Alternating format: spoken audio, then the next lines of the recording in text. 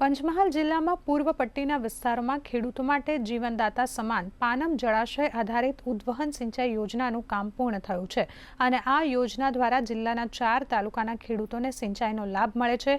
પાનમ જળાશયમાંથી પાણી પહોંચાડતા 1600 કિલોવોટ ક્ષમતાના કુલ 5 પંપ કાર્યરત છે અને યોજનામાં 6.99 કિલોમીટર લાંબી પ્રેશર પાઇપલાઇન દ્વારા 254 કિલોમીટરથી વધુનું પાઇપલાઇન નેટવર્ક ઊભું કરવામાં આવ્યું છે।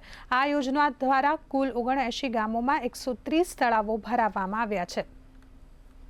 એનાથી 7 કિલોમીટરની પહેલા પ્રેશર લાઇન છે, એના પછી એક 50 લાખ લીટરનો સંપ અને તેમાંથી 247 કિલોમીટરનું ડિસ્ટ્રીબ્યુશન નેટવર્ક છે। આનાથી આપણે પંચમહાલ જિલ્લાના કુલ 4 તાલુકાઓને લાભ થશે, જેમાં શહેરા, ગોધરા, કાલોલ, ઘોઘંબાનો સમાવેશ થાય છે, જેમાં કુલ 79 ગામના 130 તળાવો જેવા આપણે ભરવાના છે। આનાથી કુલ પંચમહાલ જિલ્લાના 35,000 હેક્ટર વિસ્તારને લાભ થયો છે, પ્રત્યક્ષ કાં તો પરોક્ષ રીતે, અને આનાથી લાખો ખેડૂતોને લાભ થવાનો છે અને આનાથી યોજનાથી ખેડૂતોમાં નવી ઉનાળા સિઝનને બી લાભ થવાની સંભાવનાઓ છે।